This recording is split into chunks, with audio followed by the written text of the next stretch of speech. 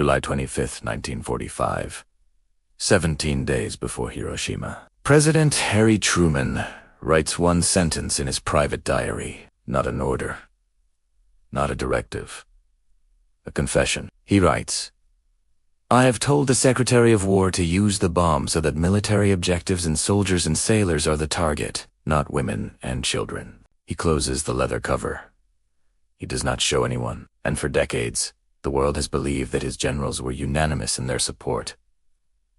They were not. To understand why the decision to drop the atomic bomb remains one of the most contested commands in American history, you must first understand the condition of the enemy. By July 1945, Japan was not on the verge of surrender. It was arguably already defeated. It just refused to admit it.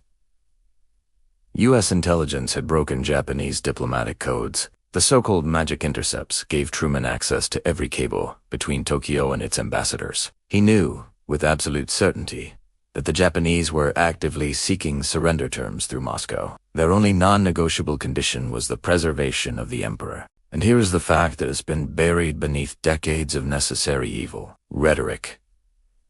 Every single one of Truman's top military commanders advised him that the bomb was not required. General Dwight Eisenhower, Supreme Allied Commander in Europe, was in his office when Secretary of War Henry Stimson informed him of the plan. Eisenhower later wrote, "I voiced to him my grave misgivings, first, on the basis of my belief that Japan was already defeated, and that dropping the bomb was completely unnecessary, and secondly, because I thought that our country should avoid shocking world opinion."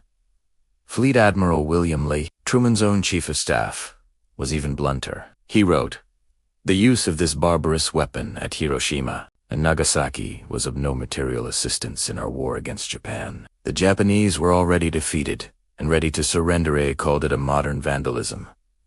Admiral Chester Nimitz, commander of the Pacific Fleet, stated publicly that the atomic bomb played no decisive part in Japan's defeat.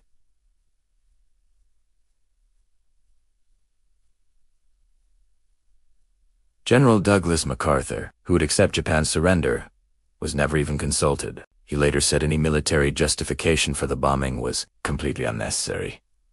So if every senior military commander believed the bomb wasn't needed, why was it dropped? 2 weeks before Hiroshima, a Hungarian physicist named Leo Szilard drafted a petition. Szilard was the man who had convinced Einstein to write his famous letter to Roosevelt, the man who conceptualized the nuclear chain reaction. He was, in many ways, the father of the bomb, and he was desperately trying to stop its use. His petition urged the president not to use atomic bombs unless the surrender. Terms had been made public, and Japan still refused to surrender. 69 Manhattan Project scientists signed it. It was delivered to Truman's desk.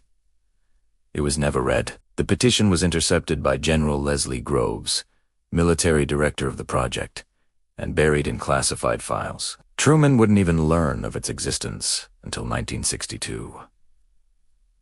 While the scientists pleaded, Truman knew the Japanese were negotiating. His private diary entry from July 18th reads, "Telegram from Jap Emperor asking for peace. Believe Japs will fold before Russia comes in. I am sure they will when Manhattan appears over their homeland."